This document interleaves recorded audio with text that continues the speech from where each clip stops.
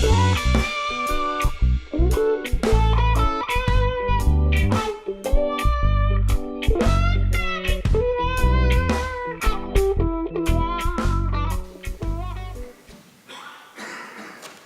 a 10 mois et sa maman se rend chez le pédiatre.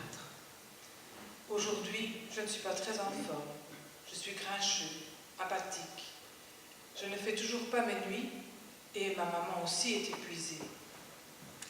J'examine Théo et je suis très étonnée de constater une importante perte de poids depuis la dernière consultation. Je remarque aussi que Théo a un hématome à la taille, comme si on l'avait serré et secoué fort. Je ne comprends pas. Je n'avais pas remarqué cette perte de poids ni cet hématome. Je cherche une explication. Peut-être Théo s'est-il cogné, peut-être est-il tombé. Je ne sais plus, je ne me souviens pas. Et si c'était plus grave, un hématome sous-dural? Je propose à la maman que Théo soit hospitalisé afin de faire des examens complémentaires. Je m'interroge. Est-ce qu'elle l'a secoué? Je la connais depuis longtemps, elle ne ferait pas une chose pareille. Est-ce que je dépose plainte? En même temps, je ne suis pas sûre que c'est elle, ça pourrait aussi être son mari. Et puis, je suis tenue par le secret médical, que puis-je dire? Je peux la convaincre d'aller à l'hôpital, mais que faire si elle n'y va pas?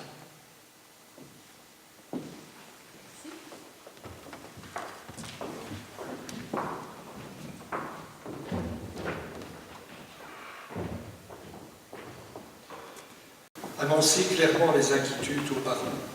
Vous avez l'habitude, en tant que médecin, d'annoncer des nouvelles pas toujours très réjouissantes. Vous connaissez la difficulté de trouver les mots justes.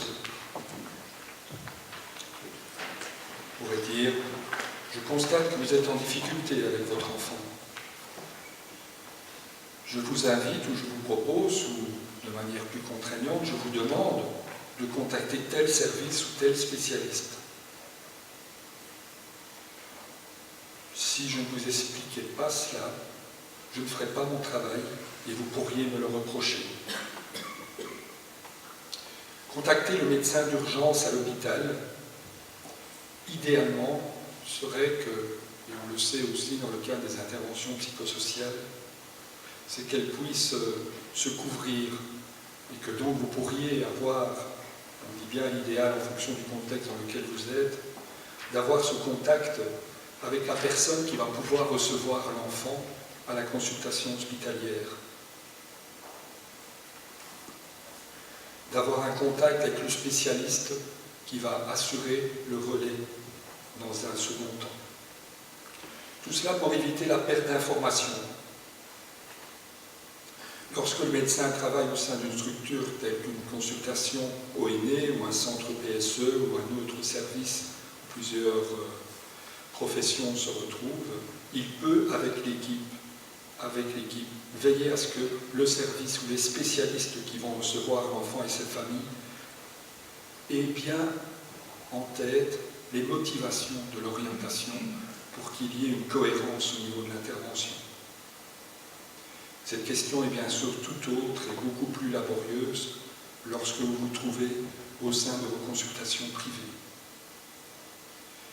S'assurer de la validation de la maltraitance, même chose pour ce point.